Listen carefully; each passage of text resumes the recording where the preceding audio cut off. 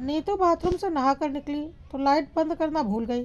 वह पूजा कर ही रही थी, तभी उसकी सास कमला जी ने बड़बड़ाना शुरू कर दिया कि बत्ती ऐसे जलाकर छोड़ देती है जैसे बिजली मुफ्त में आती है। बिल भरना पड़े तो पता चले। नीतू मायूस होकर सुनती रही। पूजा करते हुए उसकी आंखें भर आई। नीतू की शादी को 3 साल हुए थे। 2 साल तक तो सब ठीक था। फिर अचानक उसके पति अक्षय की नौकरी छूट गई। दोनों बेहद परेशान थे। नीतू का बेटा अभी 6 महीने का था। अक्षय के बहुत कोशिशों के बाद भी जब नई नौकरी नहीं मिली तो उसने अपने पिता मुकेश जी से बात करके घर लौटने का निर्णय लिया। मुकेश जी ने अपने पुत्र को ढांढस बंधाया कि तुम यहाँ आ जाओ और दूसरी नौकरी की तलाश करो। परेशान होने की कोई ज़रूरत नहीं है। उनके मन में कहीं ना कहीं ये डर था कि अक्षय कहीं अवसाद से ना गिर जाए, इसलिए वे यथासंभव सहयोग कर रहे थे बेटे और बहू को। नीतू अपने ससुर का बहुत ही सम्मान करती थी। वह स्वभाव से अंतर्मुखी थे, जल्दी अपनी बात किसी से नहीं कह पाती थी।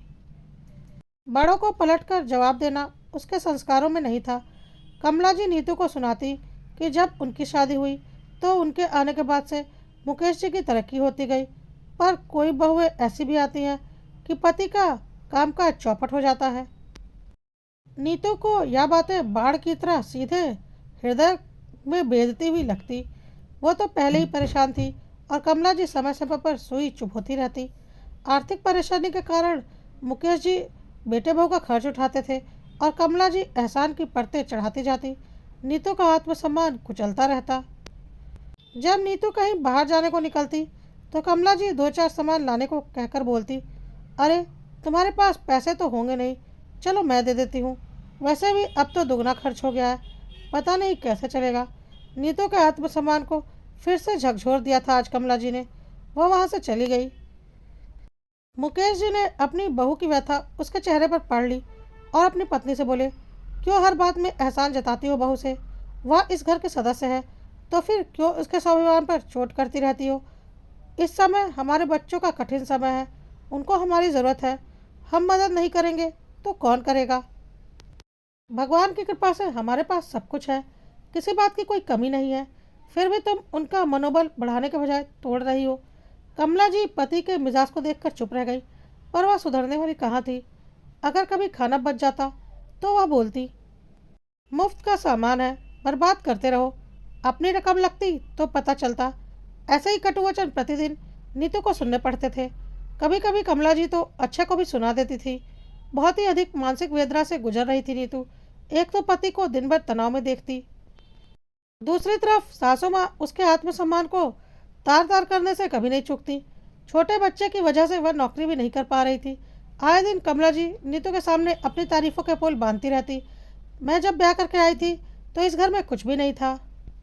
मेरे कदम बहुत ही शुभ थे इस घर के लिए। मेरे घर में कदम रखते ही इस घर का नक्शा बदल गया। लेकिन तुम्हारे कदम शायद अच्छे के लिए शुभ नहीं है, तभी तो उसके साथ साथ सब लोग परेशान हैं। नीतू को समझ में नहीं आता था इन सब में उनकी क्या गलती है। इतना तिरस्कार करने के बाद कमला जी अपनी बेटी की किस्मत का बखान करना शुरू कर देती। ऋचा भी अपने पति के लिए बहुत भाग्यशाली है। ऋचा से शादी के बाद दामाद जी का व्यापार दिन दुगनी रात चौगनी बढ़ता ही जा रहा है। नीतू अपनी तरफ किया गया इशारा समझ जाती और अपने घायल हुए आत्मसम्मान को आंसुओं का मरहम लगाने के लिए अपने कमरे में चली जाती। यही सब सुनते हुए और रोते हुए करीब 8 महीने का वक्त बीत गया।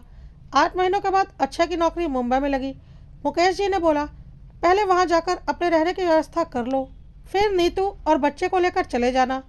अगले ही दिन अक्षय मुंबई के लिए निकल गया और 4-5 दिनों में फ़ोन करके बोला, मैंने सारा इंतज़ाम कर लिया है और 1 हफ्ते में मैं तुम्हें लेने के लिए आ रहा हूँ।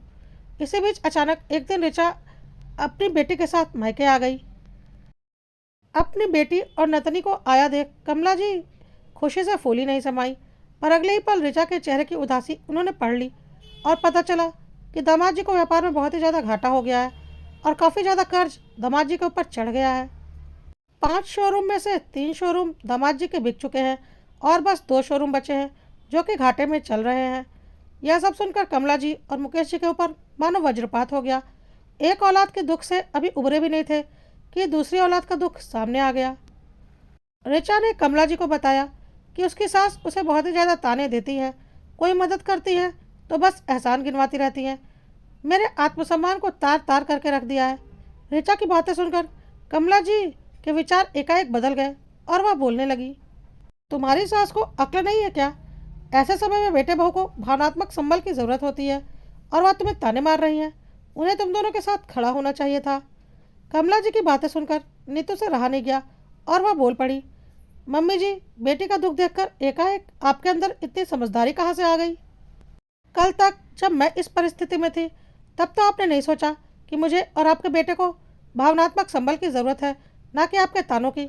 दूसरों के आगे हाथ फैलाना कितना पीड़ादायक होता है यह मुझे बहुत अच्छे से पता है। 8 महीने मैंने इस दुख को झेला है, इसलिए ऋचा दीदी के दर्द को बहुत अच्छे से समझ सकती हूँ। लेकिन मेरा आत्मसम्मान तो आज तक आपके तानों से लहूलुहान होकर पड़ा हुआ है। उसे तो आप कभी भी नहीं देख पाई। क्या आत्मसम्मान का आकलन रिश्ते देखकर किया जाता है? बेटी का आत्मसम्मान आत्मसम्मान होता है और बहू का आत्मसम्मान नगण्य होता है। नीतू ने अपनी ननंद ऋचा से कहा। दीदी, आप परेशान मत हो। आपका दुख मुझसे अच्छा कोई नहीं समझ सकता। लेकिन जैसे मैंने इस कठिन समय को पार कर लिया है, जल्दी आपका भी यह कठिन समय निकल जाएगा। हम सब मिलकर इस कठिन समय में आपके साथ रहेंगे। मुकेश जी ने कमला जी से बोला। कमला जी, एक बात अच्छे से समझ लीजिए, मनुष्य नहीं बल्कि समय बलवान होता है और समय कब पलट जाए कोई नहीं जानता। आज ऋचा का दुख देखकर आपका दिल रो रहा है और वही दुख जब आपने अपनी बहू नीतू को दिया तो आपका कलेजा नहीं कांपा। फिर आप में और ऋचा की सास में क्या फ़र्क रह गया? आपने जो टीस नीतू और अच्छा के दिल को लगाई है वह उनके दिल पर ताउम्र रहेगी। इसके लिए आप खुद ही जिम्मेदार हैं। कमला जी आत्मग्लानि से भर उठी।